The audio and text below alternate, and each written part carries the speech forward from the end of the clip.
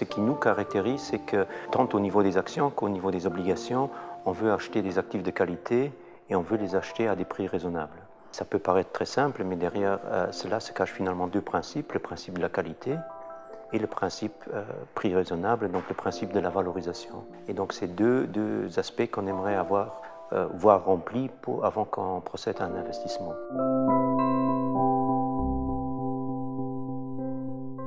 Un principe simple, c'est déjà de n'investir que dans des choses qu'on comprend. Il y a aujourd'hui sur le marché énormément de produits, de plus en plus complexes, peu transparents.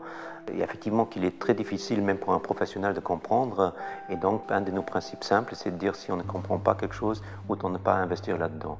Et ensuite, ça se répercute sur d'autres actifs. Lorsqu'on va vers les actions, par exemple, il y a des sociétés qu'il est extrêmement difficile de comprendre, dont il est très difficile déjà de comprendre leur activité, ou ensuite de comprendre où réside vraiment leur avantage compétitif dans leur activité, ou ensuite impossible de valoriser. Et donc effectivement, ce principe de dire simplicité veut dire qu'autant alors éviter ces sociétés. On n'a pas besoin d'investir dans tout, et on peut, en tant qu'investisseur professionnel ou privé, on a le luxe finalement d'écarter de son univers d'investissement tout un tas de choses qu'on ne comprend pas ou qu'on ne sait pas valoriser. Et c'est ça, par exemple, un principe très, très simple.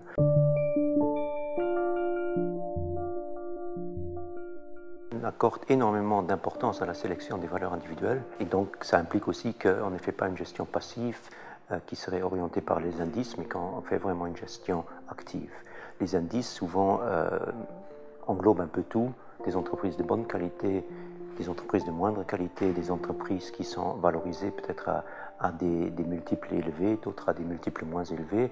Et une comparaison qu'on pourrait faire, c'est simplement de dire, c'est comme si un entrepreneur achetait toutes les entreprises d'un pays. Je crois qu'aucun entrepreneur n'agirait de cette façon, et donc il essaierait d'acheter les bonnes entreprises et il essaierait de les obtenir à un prix raisonnable.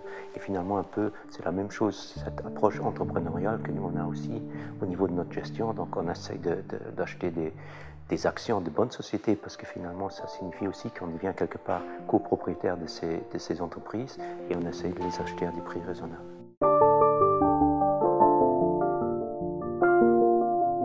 Il y a dans notre approche d'investir en fait les deux volets. Il y a le volet qualité, il y a le volet prix, valorisation. Le volet qualité, je dirais, on a un certain nombre de critères qui, d'après nous, définissent une société de qualité. Et ces critères-là, finalement, changent peu.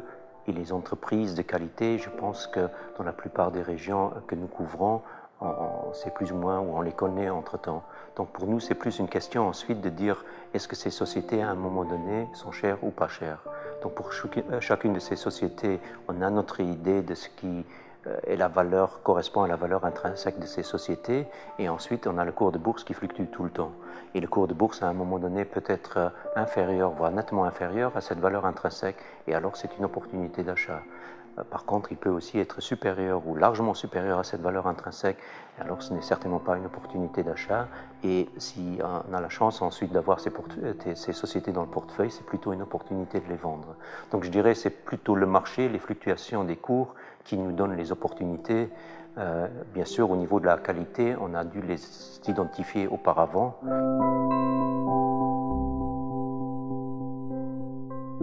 Je dirais que nous ne faisons pas exprès d'investir à compte courant, mais il est vrai que souvent dans les secteurs délaissés, il y a moyen de trouver des actifs qui sont valorisés de manière très attrayante. On recherche des actifs de qualité faiblement valorisés. C'est difficile de trouver ce genre d'actifs dans des secteurs à la mode.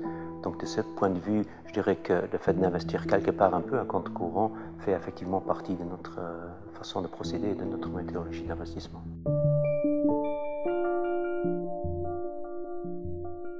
On essaie d'éviter les phénomènes de mode. Le phénomène de mode signifie généralement qu'il y a déjà dans la valorisation de ces secteurs ou de ces valeurs énormément de fantaisie. Lorsqu'il y a beaucoup de fantaisie dedans, ça signifie généralement que ces valeurs sont déjà très chères.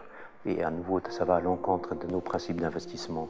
Au niveau des secteurs, je dirais qu'il y a surtout un certain nombre de secteurs dans lesquels on n'investit pas.